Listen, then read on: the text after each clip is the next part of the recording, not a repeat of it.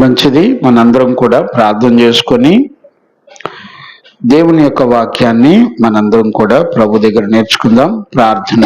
మహాపరిశుద్ధుడు అయిన తండ్రి, ఈ సాయంకాల వేళలో 1 తిమోతి పత్రిక 4వ అధ్యాయం 6వ వచనం నుండి 16వ వచనం వరకు ప్రభా, మీరు మమ్మల్ని ఎంతగానో ప్రేమించి మాతో మాట్లాడుతూ వస్తున్న అపారమైన నీ ప్రేమను బట్టి కృతజ్ఞతాస్తుతులు చెల్లిస్తున్నాను తండ్రి. ఈ సాయంకాల వేళలో నీ వాక్కును ఆత్మను పంపి నీ బిడ్డలమైన మమ్మల్ని అందరినీ మీరు దర్శించి పవిత్రపరిచి పరిశుద్ధపరిచి మహిమగల నీ రాకడ కొరకు మమ్మల్ని అందరినీ మీరు సిద్ధపరిచినందుకు స్తోత్రాలు తండ్రి. నీ శక్తి కలిగిన వాక్కును ఆత్మను పంపి మమ్మల్ని అందరినీ నీ రాకడ కొరకు సిద్ధపరిచినందుకు స్తోత్రాలు నాయనా. ఈ పరిచర్ల వలన కలిగిన మహిమ ఘనత ప్రభావాలన్నీ మీరే పొందినందుకు కృతజ్ఞతాస్తుతులు చెల్లిస్తూ ఈ వాక్యము నీది, మేమందరము నీ పిల్లలం.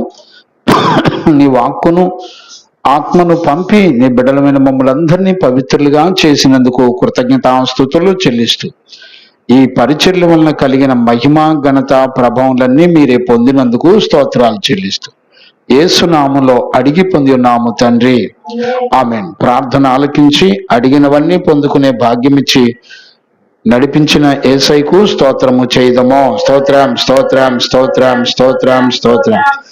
తండ్రి కుమార పరిశుద్ధాత్మ దేవునికి స్తోత్రము చేయదము. స్తోత్రం స్తోత్రం స్తోత్రం స్తోత్రం స్తోత్రం స్తోత్రం. ఆమేన్. మంచిది నాన్న. మనందరం కూడా పరిశుద్ధుడైన దేవుని దగ్గర మనం దేవుని వాక్యాన్ని నేర్చుకుంటూ ఉన్నాము. ఈరోజు రాత్రి 1 తిమోతి పత్రిక 4వ అధ్యాయము 6 నుంచి 16 వచనాలు. ఇవి వాస్తవానికి 2 భాగాలుగా ఉంటుంది. 6 నుంచి 10 వచనాల వరకు, అలాగే 11 నుంచి 16 వచనాల వరకు. ఇందులో ఒక దైవజనుని కొరకు మొత్తం 12 లక్షణాలు కలిగి ఉండాలని దేవుడు మాట్లాడుతున్నటువంటి విషయాలు మనం ఇక్కడ చూడొచ్చు.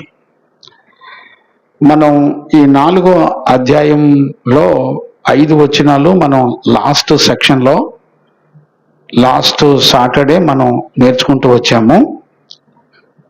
ఈ కడవరి దినాల్లో ఆత్మ సంబంధంగా మనం యుద్ధ భూమిలో ఉన్నట్టుగా మనందరం కూడా చూడగలుగుతున్నాం. ఎందుకంటే దుర్బోధల చేత, దెయ్యముల ఆత్మల చేత బోధించే దుర్బోధలు సంఘాల్లో ఉన్నాయని, వాటిని మనం ఎలా జయించాలో అవన్నీ కూడా మనం చూస్తూ వచ్చాం 5 వచనాల్లో. ఈ 5 వచనాల్లో ఉన్నటువంటి విషయాలు ఏంటంటే, ముఖ్యంగా అంత్య దినాల్లో విశ్వాస భ్రష్టత్వాన్ని కలిగి ఉంటుంది. అంత్య దినాల్లో ప్రభు రాకడ సమయంలో విశ్వాస భ్రష్టులుగా ఉంటున్నారు అని దేవుని యొక్క వాక్యం చెప్తుంది. చాలా జాగ్రత్తగా ఈ విషయాలు అర్థం చేసుకోవాలి. అంటే యుద్ధం దేని కొరకు జరుగుతుంది అంటే, మనం విశ్వాసంలో ఎదగనీయకుండా విశ్వాస భ్రష్టత్వం కలిగిన వారిగా ఉండడానికి యుద్ధాలు జరుగుతున్నాయి.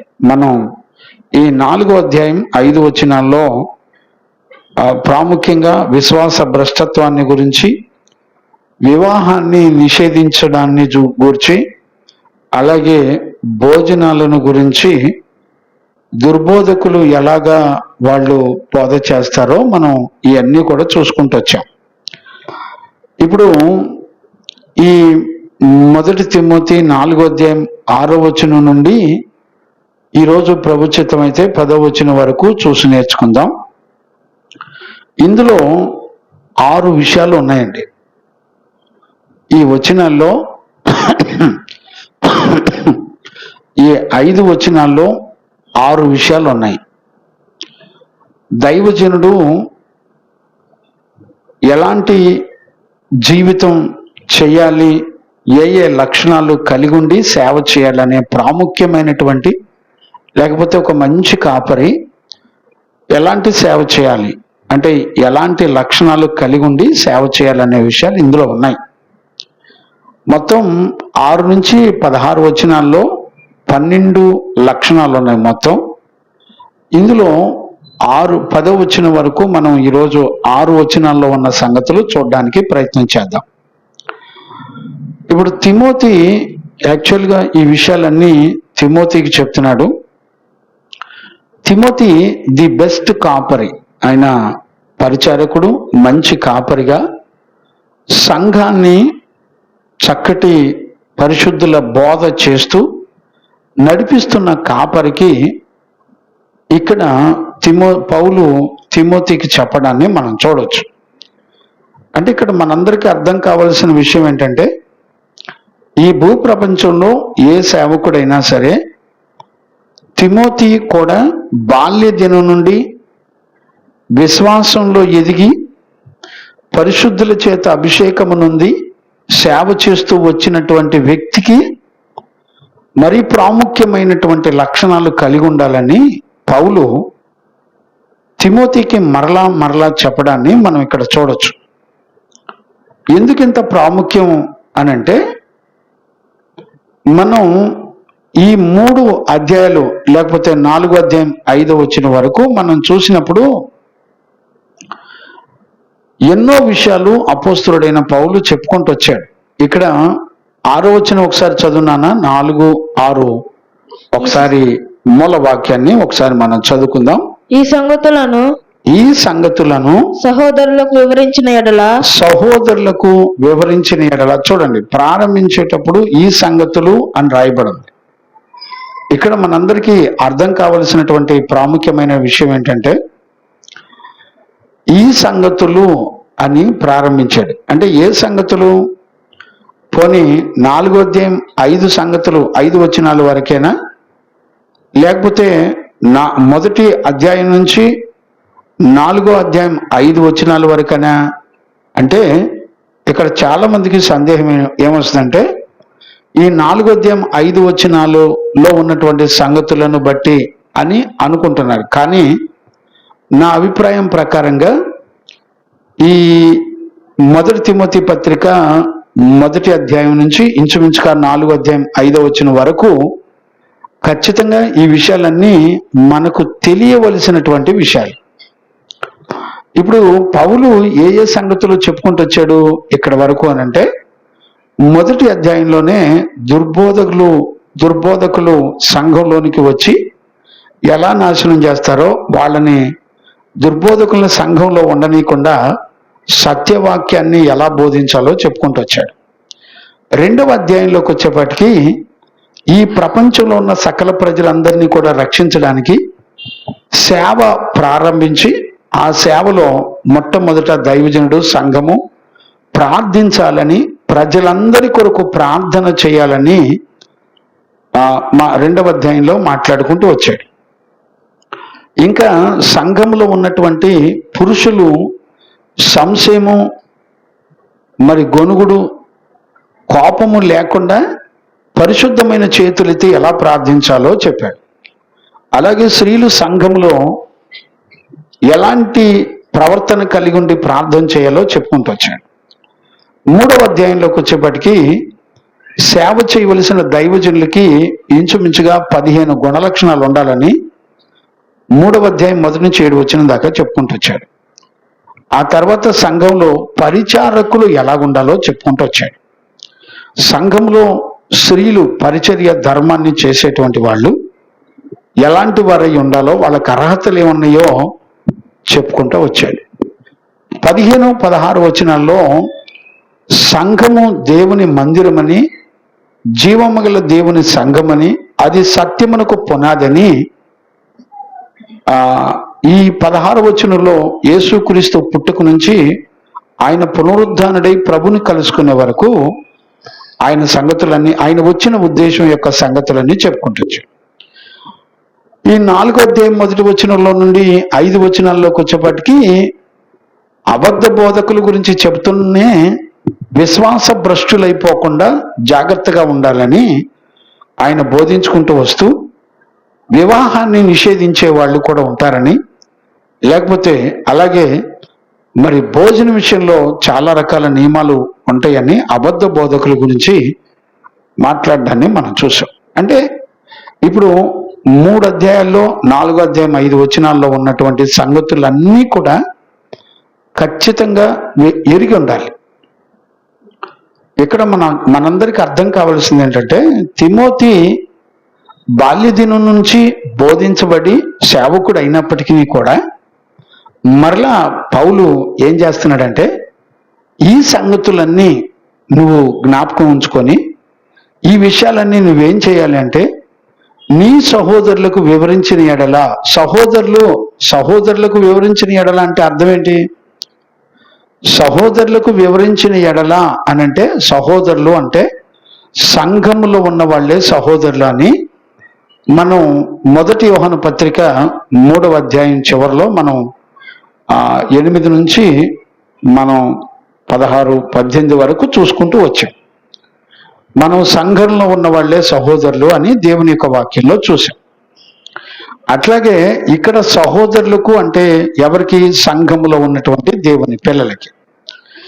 వాళ్ళకి అపోస్తలుడైన తిమోతి పౌలు ఏం చెప్తున్నాడంటే, ఈ సంగతులు సహోదరులకు వివరించిన ఎడల నీవు అనుసరించుచు వచ్చిన విశ్వాస సుబోధ సంబంధమైన వాక్యముల చేత పెంపారుచు క్రీస్తు యేసునకు మంచి పరిచారకుడవై ఉండుము. చూడండి, ఇదంతా కూడా ఒక జీవితం యొక్క లైఫ్, అంటే ఒక దైవజనుడి యొక్క జీవితంలో అతి ప్రాముఖ్యమైనటువంటి విషయాన్ని చెప్తున్నాడు. ఏమని చెప్తున్నాడు? నువ్వు సేవకు నియమించబడ్డం, నువ్వు సేవలో ఈ పరిచర్యలన్నీ చేయటం అనేది మొట్టమొదట యేసుక్రీస్తునకు మంచి పరిచారకుడివై నువ్వు ఉండి తీరాలి. క్రీస్తునకు పరిచారకుడివై ఉండాలి మొట్టమొదట. ఇది నీ వలన కలిగినది కాదు, ఇది దేవుడు నిన్ను ఎన్నిక చేసుకున్నాడు అనేటువంటి విషయాన్ని చెప్తున్నాడు. ఈ మాట ఎందుకు చెప్పాలి పౌలు అని అంటే, ఒక దైవజనుడు ఎప్పుడు కూడా తన జీవితం మొత్తంలో తనకి ఎప్పటికీ గుర్తుండవలసినటువంటి విషయం ఏంటంటే, ఈ పరిచర్యకు దేవుడు నన్ను నియమించాడు, ఇది ఆయన కొరకు చేసే పరిచర్య కొరకు నన్ను దేవుడు నియమించాడు అని గుర్తుండాలి. ఇలాగా ఎందుకు గుర్తుండాలి అంటే, దైవజనుడు ఎప్పుడు కూడా దేవునికి పరిచారకుడు అని గుర్తుపెట్టుకోవాలి. అంటే దీని అర్థం ఏంటి అంటే, సంఘము పేరు చెప్పి తమ కొరకై తమకున్నటువంటి ఇన్ఫ్లుయెన్స్ కొరకు, తన కొరకు మంచి పేరు ప్రఖ్యాతల కొరకు, తన కుటుంబం, తన కులం, తనకున్నటువంటి ఇన్ఫ్లుయెన్స్లు అన్నిటిలో గొప్పగా చెప్పుకోవడానికి కాదు పరిచర్య. ఇక్కడ దైవజనుడైన పౌలు తిమోతికి చెప్పడంలో ఉన్న ఉద్దేశం ఏంటంటే, నువ్వెప్పటికీ నీకై నువ్వు సంపాదించుకున్న సేవ కాదు, ఇది యేసుక్రీస్తు ద్వారా మనకు అనుగ్రహించబడిన పరిచర్య. మొట్టమొదట మనం యేసుక్రీస్తునకు మంచి పరిచారకులమై ఉందుము. మన లైఫ్ అంతా కూడా దేవుని కొరకు ఒక మంచి పరిచారకుడిగా మనం ఉన్నాం. ఇక్కడ పౌలు ఇంత ధైర్యంగా చెప్పడానికి గల కారణం ఏంటంటే, పౌలు యొక్క జీవితాన్ని కూడా చూపిస్తున్నాడు. తిమోతికి తెలుసు, అంటే ఆయన జీవితాన్ని మనందరం ఎలా చూడొచ్చు అంటే, ఒక మాట నేను జ్ఞాపకం చేస్తాను. ఇక్కడే 1 తిమోతి పత్రిక చూడనా? 1 తిమోతి పత్రిక 1వ అధ్యాయం 1వ వచనం చదువునానా? మన రక్షకుడైన దేవుని యొక్కయు మన మా నిరీక్షణ అయిన క్రీస్తు యేసు యొక్కయు ఆజ్ఞ ప్రకారము క్రీస్తు యేసు యొక్క అపోస్తుడైన పౌలు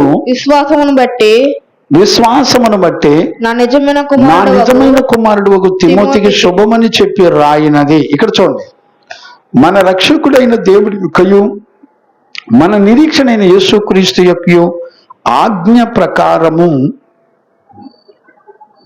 క్రీస్తు యేసు యొక్క అపోస్తలుడు. చూడండి, అంటే పౌలు తిమోతికి ఎలా ప్రత్యక్షపరుచుకుంటున్నాడంటే, నేను దేవుని ఆజ్ఞ ప్రకారము అపోస్తలుడుగా నియమించబడ్డాను అని చెప్తున్నాడు. అంటే మనకై మనం వచ్చి పరిచర్య చేయడానికి నియమించబడ్డం అనేది కాకుండా దేవుడే మనలను నియమించుకున్నాడు. ఎవరి కొరకు అంటే క్రీస్తునకు దాసుడిగా, క్రీస్తునకు పరిచారకుడుగా. ఇది చాలా జాగ్రత్తగా మనం అర్థం చేసుకోవలసినటువంటి విషయం. ఇక్కడ క్రీస్తునకు పరిచారకుడుగా ఎందుకు నియమించబడ్డాడు అపోస్తలుడైన పౌలు గాని తిమోతి గాని ఎందుకు నియమించబడ్డారు అనంటే ఇక్కడ ఒక ప్రాముఖ్యమైన ఉద్దేశం ఉంది. ఇక్కడే మీరు గనక చదివితే 1 తిమోతి పత్రిక 1వ అధ్యాయం 17వ వచనం చదువునానా? సకల యుగములలో రాజయుండి అక్షయుడును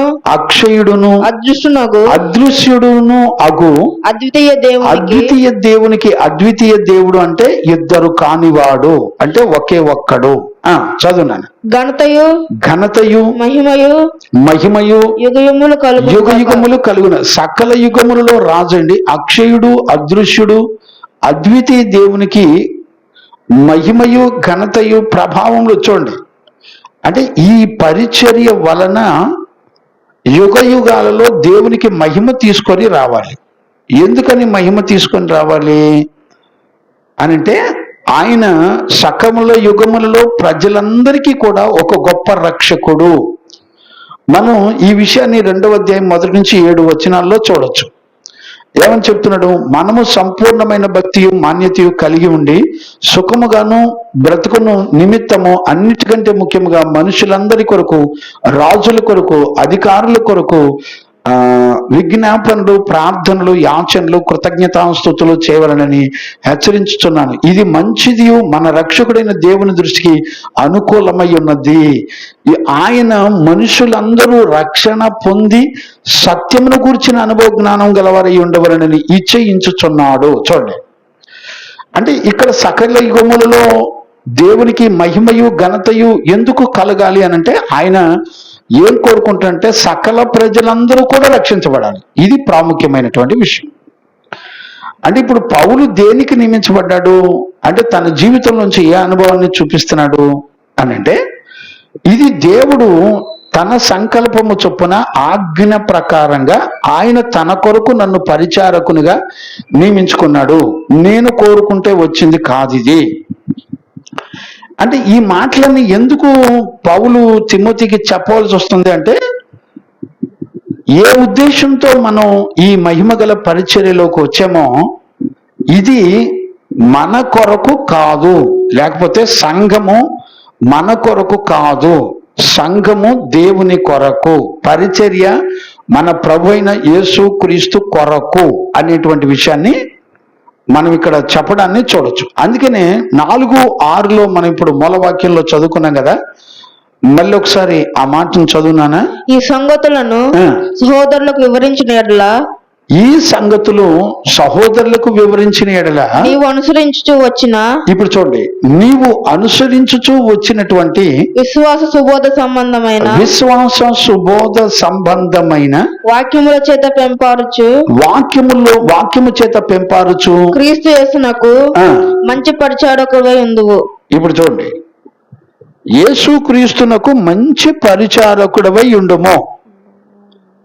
ఎవరికి మంచి పరిచారకుడై ఉండాలి? ఇప్పుడు చూడండి, ఇక్కడ 6వ వచనంలో చాలా చాలా శ్రేష్టమైన విషయాలు ఉన్నాయి. ఇప్పుడు చూడండి, నీవు అనుసరించుచు వచ్చిన విశ్వాస సుబోధ సంబంధమైన వాక్యముల చేత. చూడండి, ఇక్కడ ఒకటి అనుసరించుచు వచ్చిన అని రాయబడింది. అంటే తిమోతి అంటే ఒక దైవజనుడు ఎలాంటి వాడంటే, వాక్యాన్ని వినటమే కాదు, విన్న తర్వాత ఆ విన్న వాక్యం ప్రకారం అనుసరించుచు వచ్చేటువంటి వాడు సేవకుడు. ఈ రోజుల్లో ఒక దైవజనుడు వాక్యాన్ని ఫాలో అవుతూ ఉండాలి. అపోస్తుల చేత బోధించబడిన వాక్యాన్ని ఫాలో అవుతూ సేవ చేయాలి. బోధించిన ప్రకారంగా జీవిస్తూ నమ్మి విశ్వసించుచు, ఇప్పుడు చూడండి, అనుసరించుట అనే లైఫ్ దేనికి సంబంధించిన లైఫ్ అంటే, ఒక స్టూడెంట్ మాదిరిగా, ఒక చక్కటి విశ్వాసి మాదిరిగా తన ఆత్మీయ దైవజనుడి దగ్గర, అపోస్తుల దగ్గర కూర్చొని నేర్చుకొని అనుసరించుచు వెంబడిస్తున్నాడు. ఎలా వెంబడిస్తున్నాడంట? విశ్వాస సుబోధ సంబంధమైన వాక్యముల చేత. అంటే విశ్వాస వాక్యముల చేత అనలా, విశ్వాస సుబోధ సంబంధమైన అని రాశాడు. విశ్వాస వాక్యము అని అంటే డైరెక్ట్ గా ఉంటుంది. విశ్వాస సుబోధ అంటే ఏంటి? సుబోధ అంటే మంచి బోధ అని అర్థం. అంటే ఇక్కడ వాక్యము, ఆ వాక్యము మంచి బోధ అని రాయబడింది. అంటే అర్థం ఏంటి? అబద్ధ బోధ కానిది సుబోధ అని చెప్పడంలో అర్థం ఏంటంటే, అబద్ధ బోధ కాని బోధ. ఇప్పుడు ఈ అబద్ధ బోధ కాని బోధ ఎక్కడ నేర్చుకుంటున్నాడు? పరిశుద్ధుడైన అపోస్తుల దగ్గర నేర్చుకుంటున్నాడు. ఇప్పుడు భూమండలం మీద ఈ బోధ అంతా ఎవరికి అప్పగించబడిన బోధ ఇది? యేసుక్రీస్తు అపోస్తులకు అప్పగించిన బోధ. అంటే ఈ బోధ అంటే ఒక దైవజనుడు ఎన్నిక ఎవరు ఉండాలి అంటే, ప్రతిష్ఠించబడిన అపోస్తులు ఉండి తీరాలి. ఎందుకనంటే వాళ్లకు అప్పగించబడింది బోధ, అందరికీ కాదు. కొత్త నిబంధన పరిచర్యలో అపోస్తులకు ఈ సువార్త పరిచర్య యొక్క భాగము అప్పగించబడింది. యేసుక్రీస్తు అపోస్తులకు నేర్పించిన బోధ కాకుండా వేరొక బోధ ఈ భూమండలం మీద ఎవరైనా తీసుకొస్తే మనుషుల చేత కల్పించబడిన బోధ ద్వారా వాళ్ళు శపించబడతారు అని రాయబడింది. ఈ రోజుల్లో శపించబడిన బోధ ఏదో, సుబోధ సంబంధమైన విశ్వాస సుబోధ సంబంధమైన దేవుని వాక్యముల చేత పెంపారుచు. చూడండి, అంటే కంటిన్యూగా ప్రతి దినము విస్తరిస్తున్నాడంట, అభివృద్ధి చెందుతున్నాడంట. వాక్య విషయంలో అభివృద్ధి చెందుతున్నాడంట. అంటే అర్థం ఏంటి? వాక్య విషయంలో దైవజనుడు ప్రతిరోజు నేర్చుకునే ఒక స్టూడెంట్ లాగా ఉండాలా, అనుసరించే ఒక స్టూడెంట్ లాగా ఉండాలా. ఇప్పుడు చూడండి, ఒక వాక్యాన్ని మీకు చెప్పేటప్పుడు ఆ వాక్యం వెనక హిస్టారికల్ విషయాలు కూడా మేము ఎతుకుతాం వెళ్ళి. అంటే ఒక దైవజనుడు అంటే ఒక బైబిల్ చదివితే కాదండి, వాటి వెనక చెప్పబడుతున్న హిస్టారికల్ విషయాలన్నీ కూడా వెతుకుతూ ఉంటాడు. వెతుకుతూ దాని సంగతులు కరెక్ట్గా టెక్స్ట్లో ఉన్నటువంటి విషయాలను బోధించడానికి కనీసం 4-5 గంటలు కష్టపడతారండి. శరీరాన్ని నలగొట్టుకుంటూ ఉంటారు. అంటే ఇక్కడ ఎంత బాధ్యతతో కూడినటువంటిదంటే, ఇది ఈ పరిచర్య దేవునికి సంబంధించింది. ఇది దేవుని ఆజ్ఞ వలన మనం పొందాము. ఇది మన ఇష్టానుసారంగా మన కొరకు సేవ కాదు. మనం తిని తాగటానికి, మనం తిని కానుకలు తీసుకొని ఒళ్ళు పెంచుకొని సుఖభోగాలు అనుభవించడానికి కాదు సేవ చేయటం. మీరు గమనించారో లేదో, ఈరోజు మీకు ఒక మాట చెప్పాలని అనిపిస్తుంది నాకు. చూడండి, చాలా మంది కాపర్లు అవుతున్నారు కానీ సువార్థికులు అవ్వట్లా. కారణం ఏంటి చెప్పండి? కారణం ఏంటి చెప్పండి? ఇసాకు కారణం ఏంటి చెప్పు? ఎందుకనంటే సువార్థికులు అంటే వీళ్ళందరూ వీధుల్లో సువార్త చెప్తూ ఉంటారు. ఇలాంటి వీధుల్లో సువార్త చెప్పే వాళ్ళకి ఎవరు డబ్బులు ఇవ్వరు, కానుకలు ఇవ్వరు. గమనించారా? మరి ఎవరికి ఇస్తారు? సంఘాన్ని కట్టుకొని ఒక 100 మందిని పోగేసుకొని సంఘాన్ని కట్టుకుంటే శుభ్రంగా కానుకలు వస్తాయి, డబ్బులు వస్తాయి, తిని తాగి తిరిగేవాళ్ళు. ఇక్కడ అపోస్తులు అంటే ఎవరు తెలిసిన? ఇంటింటికి తిరిగి సువార్త ప్రకటించారు వాళ్ళు. ఈ రోజున వీధి సువార్తలు కూడా ఆగిపోయినాయి. నా సేవా జీవితంలో నేను ఎక్కువగా వీధి సువార్తలతోనే గడిపానండి.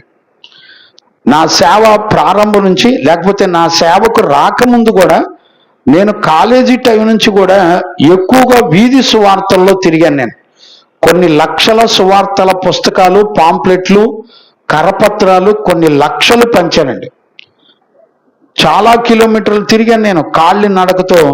కనీసం 15-20 కిలోమీటర్ల వరకు నడుచుకుంటూ వెళ్ళి అనేక ప్రాంతాల్లో రోడ్లమ్మటి పాంప్లెట్లు, రక్షణ సువార్త సంబంధించిన పాంప్లెట్లు, సువార్త పుస్తకాలు పంచడం జరిగింది. ఈ రోజుల్లో సువార్త పరిచర్య చేసేవాళ్ళు లేరండి. సువార్థికులకు ఎవరు డబ్బులు ఇవ్వరు కాబట్టి సువార్త పరిచర్య చేయరు. ఏమండి, పరిచర్య ధర్మంలో సువార్త పరిచర్య ఒకటి కాదండి. ఈ రోజున ఉద్యోగాలు చేసేవాడు కూడా కాపరి సేవ చేస్తున్నాడు. పనికి మాలినోళ్ళారా, మీరు ఎక్కడ నేర్చుకొని వచ్చి సేవ చేస్తున్నారు? సువార్త సేవ చేయరాదు ఇంటింటికి తిరిగి? కాపరి సేవ అంటే చక్కగా ఇంట్లో కూర్చొని దర్జాగా 4 ఆత్మల్ని, ఒక 10 కుటుంబాలను సంపాదించుకొని తెచ్చుకున్న డబ్బులతో శుభ్రంగా తిని శుభ్రంగా తిరగటం అనుకుంటున్నారు సేవ అంటే. ఒక ప్రతిష్ఠితుడైన అపోస్తులుడు నేర్పిన పరిచర్య ధర్మం ఏంటో తెలిసిన? 5-fold ministry. అపోస్తులుడిగా చేయాలి, సువార్థికుడిగా పరిచర్య చేయాలి, కాపరిగా పరిచర్య చేయాలి, బోధకుడిగా పరిచర్య చేయాలి, ప్రవక్తగా పరిచర్య చేయాలి. 5-fold మినిస్ట్రీ, 5 రకాల పరిచర్యలు చేయగలిగిన వాడై ఉండాలి. ఈ రోజున నా సేవ ప్రారంభంలో కూడా నేను సువార్తలు వీధి వీధికి సువార్తలు చెబుతూ తిరిగానండి. చిట్టినగర్ మొత్తం దగ్గర 2.5 సంవత్సరాలు తిరిగానండి. చిట్టినగర్లో భుజాల మీద ఈ సౌండ్ బాక్స్ చిన్నది, మెగా సౌండ్ బాక్స్ ఆ రోజుల్లో 5,200 పెట్టి కొన్నానండి. కొని భుజం మీద పెట్టుకొని సందుకి తిరుక్కుంటా వీధి సువార్తలు చేశానండి నేను. గమనిస్తున్నారు నాన్న, ఈ రోజుల్లో చాలా మంది ఎలాంటి సేవను ఎన్నుకొని చేస్తున్నారంటే కాపరుల సేవలు. ఒక 10 కుటుంబాలను సెలెక్ట్ చేసుకొని పెట్టుకొని ఇక సరదాగా వాళ్ళ లైఫ్ అంతా ఎంజాయ్ చేస్తున్నారు, అంతేనండి. ఇక్కడ పౌలు తిమోతికి చెప్తున్నటువంటి ఈ టెక్స్ట్ లో ఎంత విలువైన విషయాలు చెప్తున్నాడంటే నేను చాలా ఆశ్చర్యపోతూ ఉన్నానండి. తిమోతి, నువ్వు ఎవరికి సంబంధించినడో తెలిసిన? ఈ సేవ ఎవరిదో తెలిసిన? దేవుంది. నువ్వెవరికి సంబంధించినడో తెలిసిన? యేసుక్రీస్తునకు నువ్వు పరిచారకుడవై ఉన్నావు, అంతే. నీ లైఫ్ అంతా ఏంటి? క్రీస్తుకు సంబంధించిన పరిచర్యలు చేయడమే నీ లైఫ్.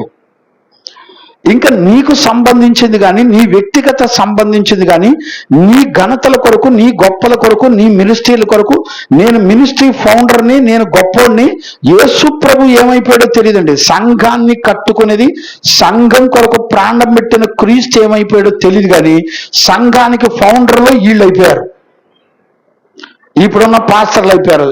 నేను ఎవరో తెలిసిన సంఘానికి ఫౌండర్ని. ఇవాళ ఆడోళ్ళు లేరు, మగోళ్ళు లేరు, విచ్చల విడితనం అయిపోయింది. ఒక సేవకుడు ఎవరు సేవ చేయాలో, ఎవరిని దేవుడు నియమించాడో, మందలో మగది ఉండగా ఆడదంతో ఏం పని అని వాక్యం మాట్లాడిన వాక్యం దగ్గర ఎవడు సమాధానం చెప్పేవాడు ఎవడు లేడండి. ఎవడు కాడే వాడి ఇష్టం. వీడు ఏం నేర్పుతారు? ఏ లక్షణాలు? ఇక్కడ 10వ వచనం వరకు 6 లక్షణాలు ఉన్నాయండి. 6 లక్షణాల్లో ఏమని చెప్తున్నాడు ఇక్కడ చూడండి. 6 లక్షణాల్లో మొట్టమొదటిది, దేవుని కొరకు దైవజనుడా నువ్వు బ్రతుకుతున్నావు, క్రీస్తుకు పరిచారకుడిగా నువ్వు బ్రతుకుతున్నావు. అది ఎప్పటికీ గుర్తుపెట్టుకోవాలి. ఇక నువ్వు వేరొకళ్ళకి ఇన్ఫ్లుయెన్స్డ్ పర్సన్గా నువ్వు ఉండకూడదు. ఏది విఐపి కంపెనీలకు గనక అడ్వర్టైజ్మెంట్లు ఇచ్చేవాళ్ళు ఉంటారు చూసారా, అట్లాగా వేరొక దానికి నువ్వు నియమించబడినటువంటి వేరొక దానికి ఇన్ఫ్లుయెన్స్ పర్సన్గా నియమించబడిన వ్యక్తివి కాకుండా ఉండాలి. అంటే ఒక దైవజనుడు చూసినప్పుడు ఎప్పుడు చూసినా ఏం కనపడంటే అతడు క్రీస్తుకు పరిచారకుడు, అంటే యేసుక్రీస్తు యొక్క చిత్తమును చేయడానికి తన జీవితాన్ని దేవుని కొరకు అప్పగించబడిన వాడు అని అర్థం. అంతేగాని యేసు ప్రభుకి పుట్టినరోజులు చేయటానికి, పెళ్లి రోజులు చేయటానికి, దినాలు తద్దినాలు చేయటానికి నువ్వు నియమించబడినోడు కాదు. పండగలు చేయటానికి నియమించబడినోడు కాదు. ఈ రోజున ఈ రోజున సేవ కూడా అక్రమమైనటువంటి సంపాదనగా మారిపోయింది. ఇది ఒక వ్యాపారపు ఇల్లుగా మారిపోయింది. ఇక పెద్ద పెద్ద కార్పొరేట్ సంఘాలు అయితే ఇక చెప్పక్కర్లా, రబ్బర్ బ్యాండ్లు, కొబ్బరి నూనెలు, కర్చీఫ్లు, వాళ్ళకి సంబంధించిన పుస్తకాలు వ్యాపారపు స్థలాలు అయిపోయినాయి. పౌలు ఏమని చెప్తాడంటే, నాయన నువ్వు ఎవరు అంటే నువ్వు దేవుని కొరకు నియమించబడినటువంటి వ్యక్తివి. చూడండి, బాల్య దినం నుండి సంఘ పరిచర్య, పరిశుద్ధుల దగ్గర పరిచర్య నేర్చుకుని ఎదిగినా అతనికి మరలా మరలా జ్ఞాపకం చేసి చెప్తున్నాడు, పని లేకండే తన చేతి కింద చిన్నప్పటి నుంచి ఎదిగి పెద్దవాడు ఈ సేవకి అప్పగించబడి పరిచర్యలు చేస్తున్న వాడికే ఈ బోధ చేస్తున్నప్పుడు, ఇప్పుడు అసలు పరిచర్య ధర్మమే తెలియకుండా వచ్చి సేవ చేసేవాళ్ళ పరిస్థితి ఏంటి? ఉద్యోగాలు చేసుకుంటూ సేవ చేసేవాడు పరిస్థితి ఏంటి? ఆడవాళ్ళ సేవల పరిస్థితులు ఏంటి? పెన్షన్లు తీసుకొని రిటైర్ అయిపోయిన తర్వాత సేవకు వచ్చిన పరిస్థితులు ఏంటి? అసలు వీళ్ళందరూ సేవకులేనా? వడ్డీలు, వ్యాపారాలు, చీటీలు చేసే వాళ్ళ పరిస్థితులు ఏంటి? వీళ్ళు సంఘమునికి విశ్వాసం నేర్పుతారా? ఎక్కడి నుంచి వచ్చారు వీళ్ళు? ఇప్పుడు తిమోతికి ఏమని చెప్తున్నట్టే, విశ్వాస సుబోధ సంబంధమైన వాక్యముల చేత పెంపారుచు, అంటే నిత్యము వాక్యము చేత దైవజనుడు వాక్యము తన తలలో ఎప్పుడు చూసినా వాక్యము చేత నింపబడి పెంపారుచు, విస్తరించుచు, వర్ధిల్లుచు నడిపించబడాలి. ఇక వేరే యాక్షన్ లేదా? లేదు. ఈ రోజున సేవకులు కానీ లేకపోతే సంఘ పిల్లలైతే అసలు చెప్పక్కర్లేదు, బైబిల్ చదివేవాడు లేడు. అసలు చెప్పిన వాక్యాన్ని మళ్ళీ ఒకసారి రివిజన్ చేసుకొని ఇది దేవుడు నా కొరకు మాట్లాడాడని వినేటువంటి పరిస్థితులు అసలు లేవండి. మన దరిద్రానికి తగినట్టుగా దేవుడు ఈ టెక్నాలజీని ఉపయోగించి అనేక ఫెసిలిటీస్ మనకిచ్చిన వాక్యాన్ని వినేవాడు ఎవడు లేడు. ఏ దైవజనుడికి ఎవరు ఫోన్ చేసినా నాకు పలానా వాక్యం అర్థమైంది, నా బతుకు మార్చుకున్నానని చెప్పే సంఘ పిల్లలు ఒక్కళ్ళు కూడా లేరండి.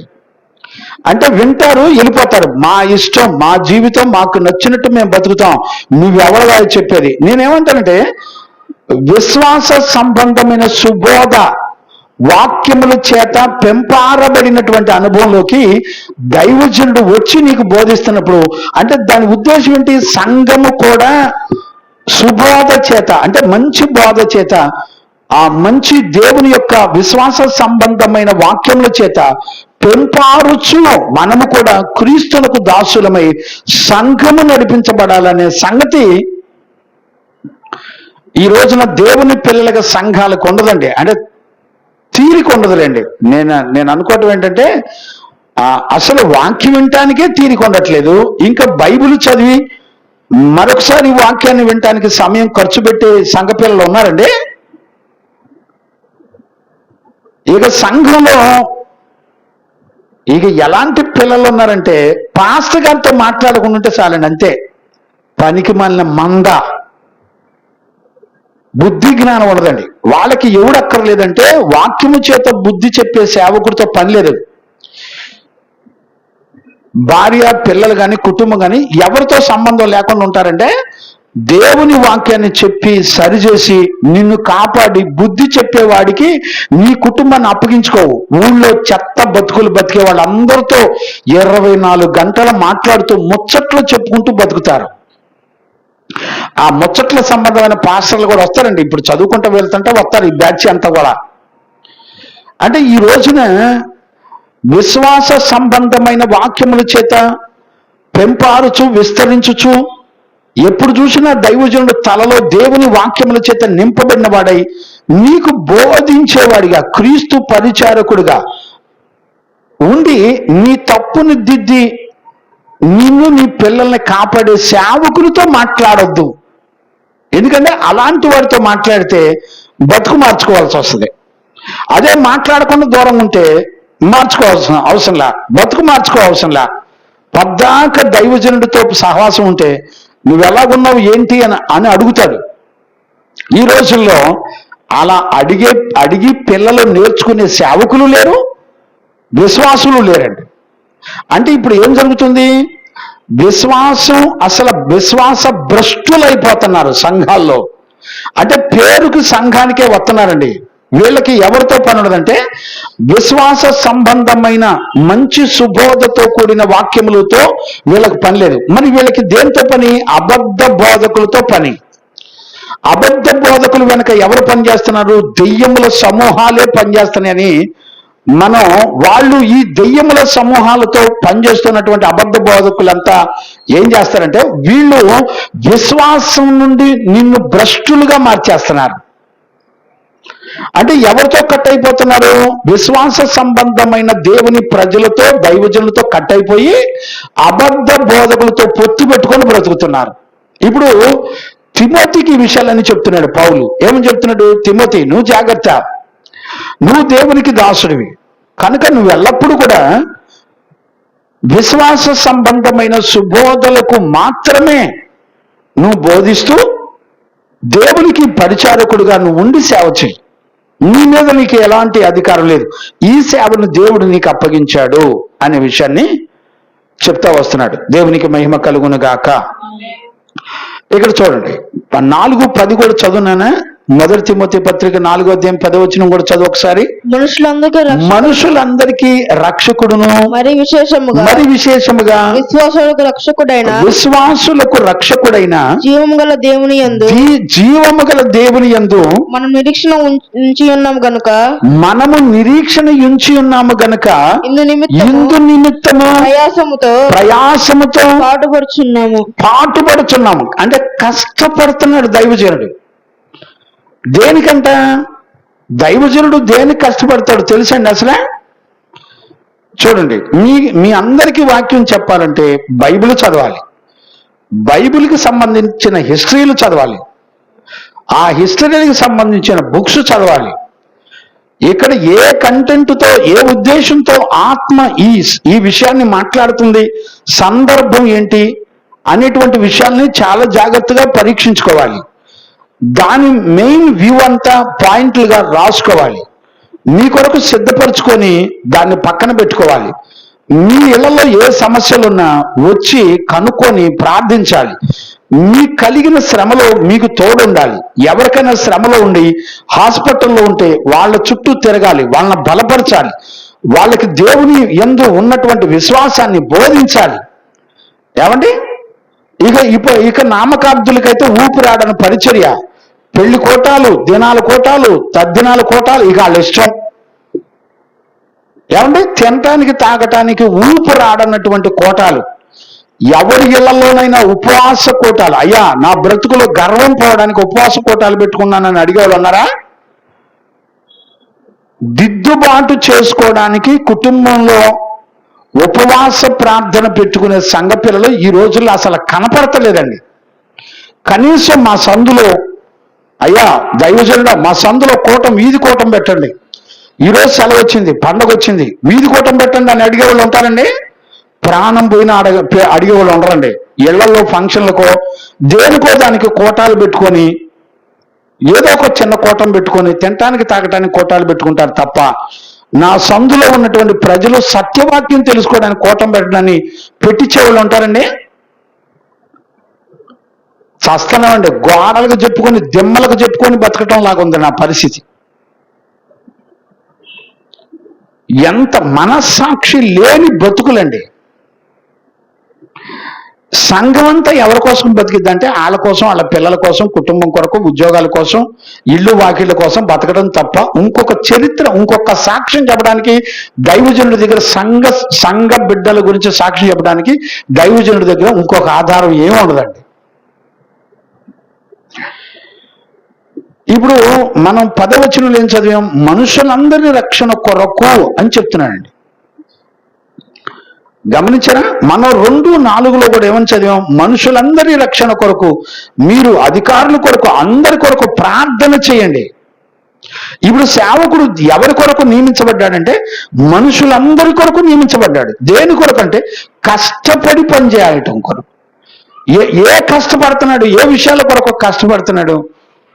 మీకు విశ్వాసం నేర్పించడంలో కష్టపడుతున్నాడు, పరిశుద్ధమైన సంగతులు నేర్పించడంలో కష్టపడుతున్నాడు, మీకు అక్రమమైన దుర్బోధలు ఎలా ఖండించి దాన్ని జయించాలో మీకు దైవ జ్ఞానం నేర్పించడంలో కష్టపడుతున్నాడు.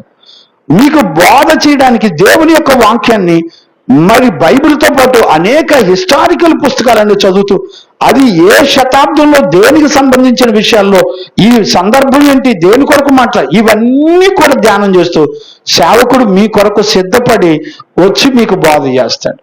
ఏమండి ఇది కష్టం కాదండి? ఇది కష్టపడ్డం కదా? పోనీ ఈ వాక్యాలు మీరు చదివి చెప్పండి, ఏం చెప్తారో చూద్దాం. ఒక దైవజనుడు ఒక కూటం పెడితే ఆ కూటంలో ఎన్ని గంటలు ముందుగా కష్టపడి వచ్చి ఒక ఉపదేశాన్ని తీసుకొచ్చి మీ ముందర పెడితే ఏమి లేదండి, చిన్న చిన్న విషయాలకే అసలు నాకు మందిరానికి సంబంధం లేదన్నట్టుగా ఇంటి దగ్గర కూర్చుంటాం. భయం ఉందండి మనకి. ఎవరి కొరకు కూటం పెట్టేది? ఇతర సంఘాలు కానీ, ఇతర విశ్వాసులు కానీ, ఇతర సేవకులు కానీ ఎవరైనా సరే వాళ్ళందరూ మన సహోదరులు కదా. వాళ్ళందరూ అక్రమము అబద్ధ బోధల్లో ఇరుకొని ఉన్నప్పుడు సత్యాన్ని ఎవరు బోధించాలి? సత్య సంబంధమైన వాక్యాన్ని ప్రజలకు తెలియపరిచే వాళ్ళు ఎవరున్నారు? ఈ రోజుల్లో ఆలోచించే వాళ్ళు ఎవరు లేరండి. గమనిస్తున్నారండి? దేవునికి మహిమ కలుగును గాక. Praise the lord. ఇక్కడ మనందరం కూడా చూసినట్టయితే చూడండి, ఇక్కడ 6వ అధ్యాయంలో 15-16 కూడా చదువునానా? మొదటి తిమోతి పత్రిక. శ్రీమంతుడును అద్వితీయుడగు సర్వాధిపతి యుక్త కాలమందు ఆ ప్రత్యక్షతను కనపరుచును ఆ సర్వాధికారి రాజులకు రాజులను ప్రభువులకు ప్రభునై ఉన్నాడు. సమీపించడానికి తేజస్సులో ఆయన మాత్రమే నివసించుచు అమరత్వం కలిగిన వాడై ఉన్నాడు. మనుషులలో ఎవడును ఆయన చూడలేదు, ఆయనను చూడలేదు, ఎవడు చూడనేరడు. ఆయనకు ఘనతయు శాశ్వతమైనటువంటి ప్రభావమును కలిగి ఉండును గాక. చూడండి, ఈయన ఎవరికి సంబంధించిన పరిచారకుడు? సకల యుగములలో ఆయన మహిమా ప్రభావములు కలిగినటువంటి వాడు, తేజస్సులో నివసించువాడు, అమరత్వం కలిగినటువంటి వాడు, ఎవ్వడు చూడనేరనటువంటి వాడు. ఆయన తన కుమారునిలో తన ప్రత్యక్షతను చూపించుకొని ఆయనకు పరిచారకుడుగా దేవుడు నిన్ను నియమించుకున్నాడు. ఏమండి చిన్న విషయాలండి ఇవన్నేమన్నా? ఈ రోజున సేవకుడు అంటే ఫోటోలకి, వీడియోలకి, మేకప్లకి, లైటింగ్లకి, సెట్టింగ్లకి తప్ప పాస్టర్లు కాదండి. వీడు సేవ చేయాలంటే, వాక్యం చెప్పాలంటే వీడికి కోట్ ఉండాలి, సూట్ ఉండాలి, వీడికి మేకప్లు ఉండాలి, ఈ ఫోటోలు తీసేవాడు ఉండాలి, వీడియోలు తీసేవాడు ఉండాలి. ప్రతి యాంగిల్లో రకరకాల ఫోటోలు తీసి ఆడి ఫోటోలన్నీ వాల్ పోస్టుల్లో ఎక్కించాలి, ప్రజలందరికీ పంపించాలి. వాళ్ళ సంఘ విశ్వాసులందరి ఫోటోల్లో ఆ ఫోన్లో ఈ పాస్టర్ల ఫోటోలు, వాళ్ళ భార్య పిల్లల ఫోటోలేనండి. మొత్తం చచ్చిపోయిన యేసన్న గారి ఫోటోలు, ఏమండి చచ్చిపోయిన పాస్టర్ల ఫోటోలు, బతికున్న పాస్టర్ల ఫోటోలు తప్ప ఫోటోలు వీడియోలు లేకుండా సేవ చేసేవాడు ఎవడు లేడు. అసలు మ్యూజిక్ లేకుండా పాట పాడేవాడు ఎవడు లేడు. పాడకూడదని నా ఉద్దేశం కాదండి. ఎలా ఉన్నారంటే అపోస్తలుడైన పౌలు అసలు నిన్ను నియమించుకున్నవాడు ఎవడు తెలిసిన? ఆయన పరలోకంలో మహా తేజస్సు కలిగినటువంటి వాడు. ఆయన యుగములకు రాజు, సర్వాధికారి అయిన దేవుడు నిన్ను నియమించుకున్నాడు. ఆయనకు మహిమ తీసుకురావడానికి నిన్ను సేవకు నియమించుకున్నాడు. ఆయనకు ఘనత తీసుకొని రావటానికి నిన్ను సేవకునిగా దేవుడు నియమించుకున్నాడు. మరి నీకు బాడీ గార్డులు ఏంటి? నువ్వు నడిస్తే పక్కన బాడీ గార్డులు నడవాలా? అంటే నిన్ను రక్షించి కాపాడే దేవుడు కాదు, బాడీ గార్డులు. ఏం సేవలరా నాయనలారా. ఫోటోలు, వీడియోలు లేదా కథల్లో కాలు తీసి పెట్టలేడు దొరగారు. వీళ్ళు అద్భుతమైన సేవకులంట. ఆత్మలను రక్షించి దేవుని దగ్గర నిలబెడతారంట. నాయనా, నీ పరిచర్య వలన నీ వలన కలిగిన మహిమా ఘనత అంతా దేవునికి చెందాలి, నీకు కాదు చెందాల్సింది. నువ్వు ప్రకటించేది ఆయన వాక్యము, నీది కాదు. ఎవరి వాక్యాన్ని ప్రకటించి ఎవరికి మహిమను ఘనతను ఆపాదించుకుంటున్నారు చెప్పండి? దేవునికే తెలియాలి, మీకే తెలియాలి. దేవునికి మహిమ కలుగును గాక. Praise the lord. మొట్టమొదటిది మనందరం చూస్తే, దేవుని కొరకు ఒక పరిచారకుడిగా మనం నియమించబడ్డామని, ఆయన సర్వయుగములలో దేవుడని, ఆయనకు మహిమ తీసుకురావడానికి మన జీవితం అప్పగించబడింది అనేటువంటి సంగతిని మొట్టమొదటిగా మనం పరిశుద్ధ లేఖనాల్లో చూస్తున్నాం. రెండవదిగా ఇక్కడ మనం చూసినట్టయితే, మంచి బోధకుడుగా, బోధించేటువంటి వాడిగా నువ్వు నియమించబడాలి అని దేవుని యొక్క వాక్యం చెప్తుంది. దేవునికి మహిమ కలుగునుగాక. ఇక్కడ చూడండి, మరలా 6వ వచనం ఒకసారి చదువునానా. ఈ సంగతులను సహోదరులకు వివరించిన ఎడల, అంటే అర్థం ఏంటి? నీ సహోదరులు అంటే ఎవరు? సంఘము. నేను ముందుగానే చెప్పాను. మీరు కావాలంటే 1 యోహాను పత్రిక 3వ అధ్యాయం 11 నుంచి 18 వరకు మీరు తర్వాత చదువుకోండి. అక్కడ రాయబడినటువంటి విషయాలన్నీ ఉన్నాయి. సంఘములో ఉన్నటువంటి విశ్వాసులైనటువంటి వారే మనకి సహోదరులు.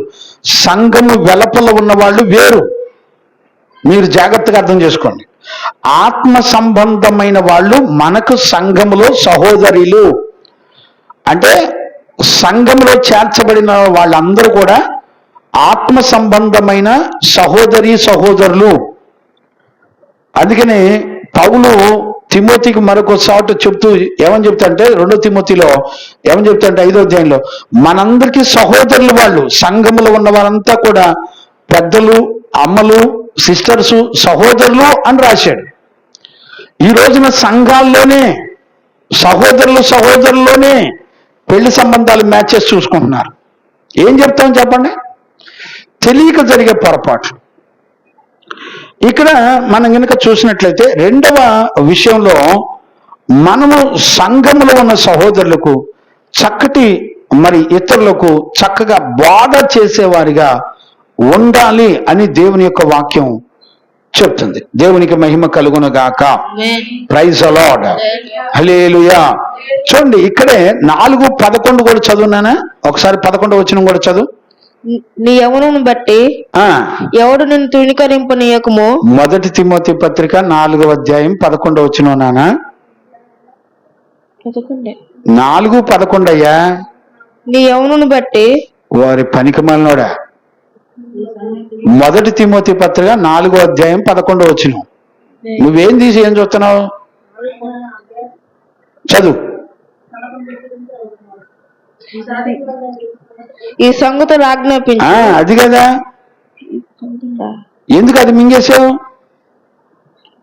అక్కడ ఫుల్ స్టాప్ పెట్టాడు కదా పైన. చదువు. ఈ సంగతులు ఆజ్ఞాపించి. ఈ సంగతులు ఆజ్ఞాపించి బోధించుము. నీ యవ్వనమును బట్టి నిన్నెవరిని తృణీకరింపనీయకుము గాని మాటలోను, ప్రవర్తనలోను, ప్రేమలోను, విశ్వాసములోను, పవిత్రతలోను విశ్వాసులకు మాదిరిగా ఉండము. చూడండి, బోధించేవాడు ఏ జీవితం చేయాలో చెప్తున్నాడు. ఇప్పుడు సంఘానికి నీ సహోదరులకు నువ్వు బోధిస్తున్నప్పుడు బోధతో పాటు నువ్వేం చేయాలంటే, నీ యవ్వన కాలాన్ని బట్టి నువ్వు తృణీకరించబడనీయకుండా మాటను బట్టి కానీ, ప్రవర్తన బట్టి కానీ, ప్రేమతోనూ, విశ్వాసములోను, పవిత్రతతోనూ విశ్వాసులకు మాదిరిగా ఉండాలి. దేవునికి మహిమ కలుగునుగాక. Praise the lord. జాగ్రత్తగా అర్థం చేసుకోండి. అర్థమవుతుందా లేదా? ఇప్పుడు బోధతో పాటు ఏముండి తీరాలి? తన మాటలో కానీ, ప్రవర్తనలో కానీ, ప్రేమించటంలో కానీ, విశ్వాసంలో కానీ, పవిత్రతలో కానీ విశ్వాసులందరికీ కూడా సంఘంలో మాదిరిగా ఉండాలి దైవజనుడు. గమనిస్తున్నారా? 13వ వచనం కూడా చదువునానా? నేను వచ్చే వరకు వచ్చే వరకు చదువుట యందును, ఇప్పుడు చూడండి, చదువుట యందును, హెచ్చరించుట యందును, బోధించుట యందును, ఓర్చుకునుట యందును, బోధించుట యందును జాగ్రత్తగా ఉండుము. ఇప్పుడు ఎలా ఉండాలంట? జాగ్రత్తగా ఉండాలి. నేను వచ్చు పర్యంతము చదువుట యందును అంటే అర్థం ఏంటి? చదవటం అంటే ఏంటి? ఏమర్థమైందో. ఇప్పుడు సంఘంలో ప్రారంభంలో ఇప్పుడు లోదరన్ కానీ సిఎస్ఐ కానీ నుంచొని చదువుతారు చూసారా, పాస్టర్ గారును అందరూ కలిసి. ఇదే మనం కూడా చదవాలి. వాస్తవంగా చదవాలి, అందరూ కలిసి చదవాలి. వ్యక్తిగతంగా కాదు, సంఘములో అందరి ముందులో చదవాల్సినటువంటి విషయాలు చెప్తున్నాడు ఇక్కడ.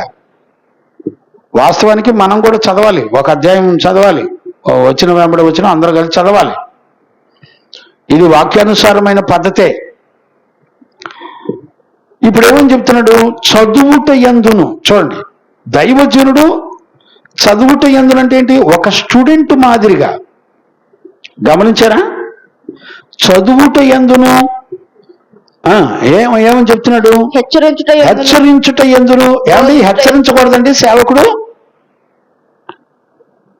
ఇవాళ తియ్యటి మాటలు చెప్తే సరిపోద్దా? హెచ్చరించకూడదంట.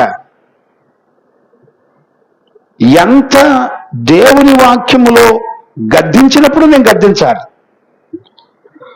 దేవుని వాక్యం ప్రేమను గురించి మాట్లాడినప్పుడు నేను ప్రేమను గురించే మాట్లాడతాను. దేవుని వాక్యం విశ్వాసం గురించి మాట్లాడితే నేను కూడా విశ్వాసం గురించే మాట్లాడాలా. వాక్యం ఖండించమని చెప్పినప్పుడు ఖండించాలా, బుద్ధి చెప్పమని చెప్పినప్పుడు బుద్ధి చెప్పాలా. ఇప్పుడు పౌలుకి ఇవ్వబడిన దేవుని కృప ఏంటంటే ఖండించుట యందును, వాక్యము చదువుట యందును, ఖండించుట యందును, బోధించుట యందును చాలా చాలా జాగ్రత్తగా ఉండాలి. దేవునికి మహిమ కలుగును గాక. Praise the lord. ఈ రోజుల్లో ఎలా ఉన్నారో ఆలోచించండి.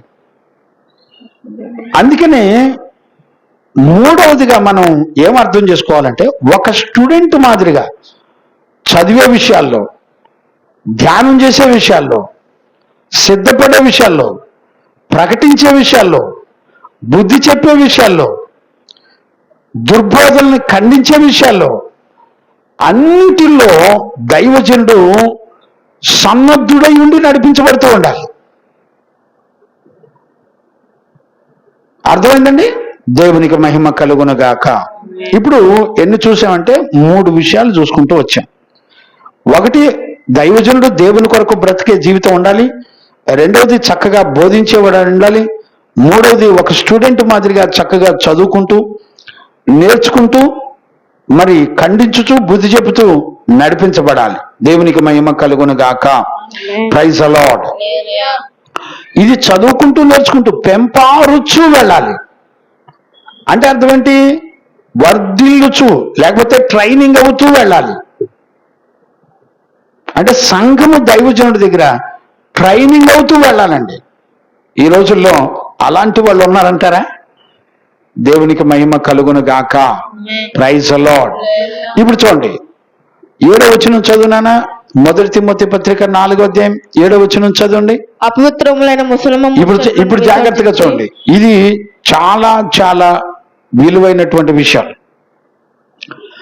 అపవిత్రమైన ముసలమ్మ ముచ్చట్లను విసర్జించి దైవభక్తి విషయంలో నీకు నీవే సాధకము చేసుకొనుము. ఖచ్చితంగా చెప్తున్నాడు. ఇది ఎన్నోది? 4వది. విసర్జించేటువంటి విషయాలు.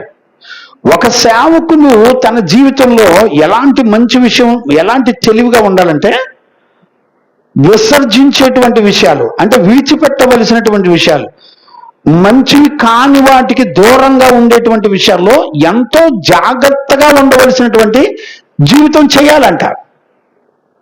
ఇప్పుడు 7వ వచనంలో ఏమని చెప్తున్నాడు? 1 తిమోతి పత్రిక 4:7 ఏమని చెప్తున్నాడు? అపవిత్రమైన ముసలమ్మ ముచ్చట్లు విసర్జించి అంటే అర్థం ఏంటి? ఇప్పుడు గ్రీకులో, ఇప్పుడు మనకి జనరల్గా చూడండి, మనందరం కూడా చూసుకుంటే ముసలమ్మలు అంటే ఇళ్లలో పెద్దవాళ్ళు ఉంటారు చూసారా? మనందరూ తెలుసు. ఇళ్ళలో పెద్దవాళ్ళంతా చిన్నపిల్లలకి భోజనం పెట్టేటప్పుడు కథలు చెబుతూ ఉంటారు. అంతేనా నేహాల్? ఎప్పుడైనా కథలు విన్నావా ఇంట్లో? ఏంటో అటు చూస్తామైందే, కథలు విన్నావు కదా. కథలు వినేటప్పుడు ఒకవేళ మీ అమ్మగారు ఏం చేశారంటే, నువ్వు ఇత్తనాలు తిన్నావంటే ఆ ఇత్తనం కడుపులోకి వెళ్ళి పెద్ద సెట్ అయ్యిద్ది అన్నాడు అనుకో, అందనుకో. ఇప్పుడు గబుక్కు నువ్వు ఇత్తనం తిన్నావు అనుకో, ఇప్పుడు నీకు నిద్ర పెట్టిద్దా? ఎందుకని? ఎందుకని? ఇత్తనం మింగేనేమైద్దో అని భయం. అంతేనా కదా? అది సెట్ అయిపోద్దేమో, కడుపులోంచి బయటకు వస్తుందేమో అని టెన్షన్ రాదు? అర్థమవుతుందా మీకు? చిన్న చిన్న కథలు చెప్తారా అంటే సేవకులు సంఘంలో బలిపీఠం మీద వాక్యం చెప్పరండి. ఏం చెప్తారు? కథలు చెప్తా ఉంటారు. ఇశ్రాయేలు ప్రజలు చూసారా, ఏఐ టెక్నాలజీని ఉపయోగించి వాళ్ళు ఎలాగ జయిస్తున్నారో కథలు చెప్తూ ఉంటారు. స్టోరీలు, కథలు. ఈటీవీలో మొన్న ఒక చిన్న పిల్లని 10 సంవత్సరాల పాపని 10th క్లాస్ చదివేవాడు కత్తితో పొడి చేసి ముక్కలు నరికేసి ఈ కథలు చెప్తా ఉంటారు. దీనికి ఒక ఎపిసోడ్ పెడతారు. గమనించారండి? ఆ ఊరిలో ఫలానా భూకంపం వచ్చింది, ఈ ఊరిలో భూకంపం వచ్చింది కనుక మనందరం కూడా ఎలా ఉండాలి, అలా ఉండాలి. వీడికి బైబిల్లో ఉన్న వాక్యం చెప్పడానికి వీడికి టైం ఉండదు. వీడి పిట్టకథలు చెప్పడానికి ఒక పావు గంట, హరికథలు చెప్పడానికి ఒక అరగంట, వాక్యం వచ్చేప్పటికి 5 నిమిషాలు 10 నిమిషాలు చెప్పేసి ముగించేస్తాడు. వీడి పని ఏంటంటే 24 గంటలకి పాటలతో మ్యూజిక్లతో ఊపుతూ ఉంటాడు. వీడి పని అంతా ఇదే. ఎక్కడ చూసినా ఏమి లేదండి, మ్యూజిక్లతో పాటలతో ఊపి ఊపి ఊపి ఊపి వాళ్ళకు రొప్పి వచ్చి ఆయాసం వచ్చి కూర్చున్న తర్వాత ఈ పిట్ట కథలు, హరికథలు, ముచ్చట్లు ఈ తీసుకొచ్చి చెప్పి వాక్యం వచ్చేపాటికి ఒక ముక్క చెప్తాడు. వీడు చెప్పిందే చెప్పి దాన్నే తిరగేసి మరగేసి ఇక ఈ జీవితం మొత్తం ఇది చెప్పడమే. జీవ గ్రంథములు ఉన్న దేవుని వాక్యాన్ని చెప్పేవాడు ఎవడు లేడండి. వాళ్ళ అనంతమైన దేవుని జ్ఞానాన్ని బోధించేవాడు ఎవడు లేడు. ఎందుకంటే వీడు స్టూడెంట్గా నేర్చుకోడు. A good student a good teacher అవుతాడు. గుడ్ స్టూడెంట్ అవ్వకుండా గుడ్ టీచర్ అవ్వలేడు. మీరు గుర్తుపెట్టుకోండి. స్టూడెంట్గా ఉన్నప్పుడు అంటే తిమోతి ఏం చేస్తున్నాడు, ఎప్పుడు చూసినా పరిశుద్ధుల దగ్గర నేర్చుకున్న వాక్యాన్ని ప్రతి దినము ఎప్పుడు చదువుతూ ఉండాలంట పౌలు చెప్తున్నాడు. ఇప్పుడు ఒక దైవజనుడికి ఇంకో దైవజనుడు నువ్వెప్పుడు బైబిల్ చదువుతూ ఉండాలా అబ్బాయి అని చెప్తే ఒప్పుకునే పాస్టర్లు ఉన్నారండి. దేవుని వాక్యం ఏం బోధిస్తుంది నువ్వు జాగ్రత్తగా చూసి బైబిల్ చదవని చెప్తే విని లోబడే పాస్టర్లు ఉన్నారండి. అసలు పాస్టర్లు దాకెందుకు, విశ్వాసులు ఉన్నారా ఇవాళ? ఇప్పుడు నేను గనక మనకొచ్చే 3-4 కుటుంబాలు మీరు బైబిల్ చదువుతున్నారని అడగండి, మానేసే వాళ్ళు ఇళ్ళలో కూడా ఉంటారు ఖచ్చితంగా. గట్టిగా దైవజనుడు పట్టించుకొని నువ్వేం చదువుతున్నావు అని నిన్ను నీ పిల్లలు కనుక పట్టించుకుంటే వచ్చేవాళ్ళు కూడా మానేస్తారు అంతే. అంటే ఈ రోజుల్లో అలాంటి పరిస్థితులు ఉన్నాయండి. ఇప్పుడు తిమోతి అంత ఎదిగినా కూడా, తిమోతి నువ్వు చదివే విషయంలో ప్రతిదినము నువ్వు చదువు, ప్రతిదినము ఇతరులకు బోధించు. నువ్వు విశ్వాస సంబంధమైన విషయాలు పెంపారుచు విస్తరించుచు దేవునికి దాసుడవై ఉండి బోధించుచు మంచి బోధకుడుగా ఉండు. నువ్వు దేవుని కొరకు దాసుడుగా బ్రతుకు. నువ్వు ఒక స్టూడెంట్ లాగా, ఒక గుడ్ టీచర్ లాగా, ఒక గుడ్ స్టూడెంట్ లాగా నువ్వు సేవ చేయి అని చెప్తున్నాడండి. నువ్వు ముసలమ్మ ముచ్చట్లను విడిచిపెట్టు తిమోతి, నీ దగ్గర ఉండకూడదు. అంటే అర్థం ఏంటి? ఆ కథలో నిజం కాదు. ఆ కథలో ఇప్పుడు చూడండి, విత్తనం తిన్నాడు అనుకోండి, విత్తనం తిన్నావు అనుకో ఏమవుద్ది, పట్ల పెరిగి చెట్టు అయిపోద్ది అన్నాడు అనుకో, అసలు అది నిజంగా అవుతుందా లేదని ఆలోచించే వాళ్ళు ఉంటారా? అంటే ఉత్తుత్తి మాటలు. ఇప్పుడు ముసలమ్మ ముచ్చట్లు అంటే అర్థం ఏంటి? బైబిల్లో ఉన్న చెట్లు, కథలు, స్టోరీలు, పుస్తకాలు ఇవి చెప్పుకుంటూ కూర్చుంటారు. ఇక తెల్లవాళ్ళు ఇదే పని. దుఃఖంతో ప్రకటించటమేనండి ఈ పరిస్థితులన్నీ కూడా. అందుకనే చూడండి, ఈ మొదటి తిమోతి పత్రికలో మొదటి అధ్యాయంలో చూడండి నాన్న 3-4 వచనాలు చదవండి, మీకు అర్థమైతే. ప్రారంభంలో ఏం చెప్పాడు పౌలు? నేను మాసిదోనియాకు వెళ్ళుచుండగా సత్యమునకు భిన్నమైన బోధ చెయ్యొద్దనియు. కల్పనా కథలు అంటే కల్పన కథలు అంటే ఏంటి? ఇవన్నీ జరిగేవి కాదు, ఒరిజినల్ కాదు. వీళ్ళంతా దుర్బోధకులు ఏం చెప్తూ ఉంటారు సంఘాల్లో? కల్పించిన కథలు చెప్తూ ఉంటారు. ప్రజలందరూ కూడా అట్లాంటి కథలు చెప్పేవాళ్ళు అవసరం. నిన్న మీకా పుస్తకంలో చదువుకున్నాం కదా, మీకా పుస్తకంలో ఇశ్రాయేలు ప్రజలు ఎవరిని ప్రవక్తగా చేసుకుంటున్నారు?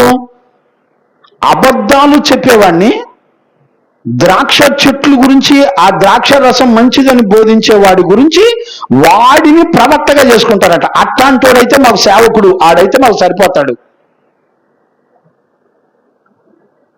ఉద్యోగాలు చేసుకునేవాడికి సంఘ పిల్లలు స్థలాలు ఇచ్చి మందిరాలు కట్టించి పెడుతున్నారంటండి. ఏం చెప్తాం? విశ్వాసం మీద ఆధారపడినోడికి ఎవరండి? విశ్వాసం మీద సత్యాన్ని బోధిస్తూ విశ్వాస సంబంధమైన సేవ చేస్తున్న దగ్గరికి ఒక్కళ్ళు కూడా రారండి. ఎందుకని? వాళ్ళ తప్పులు విడిచిపెట్టి దేవుని వాక్యం కోరుకున్న జీవితం చేయడానికి ఇష్టపడరండి. వీళ్ళే ఎలాంటి భయంకరమైనటువంటి సేవకులంటే అలాంటి మంద, అలాంటి విశ్వాసం. అందుకని వాక్యం ఏమని చెప్తుంది? కల్పన కథలను విడిచిపెట్టండి. మితము లేని వంశావళులు, విశ్వాస సంబంధమైన దేవుని ఏర్పాటుతో కాక వివాదములతోనే సంబంధము కలిగి ఉన్న వాటిని లక్ష్య పెట్టుటయు. ఇప్పుడు కొందరికి ఆజ్ఞాపించుటకు నీవు అక్కడే ఎఫెసీలోనే నిలిచి ఉండాలి. అర్థమవుతుందండి? చూడండి 2 తిమోతి 2:23 వచనం కూడా చదువునానా? 2 తిమోతి పత్రిక 2వ అధ్యాయం 23 వచనం కూడా చదువునానా? నేర్పులేని మూడుల వితర్కములను జగడములను పుట్టించునవి ఎరిగి అట్టి వాటిని విసర్జించండి. చూసారండి?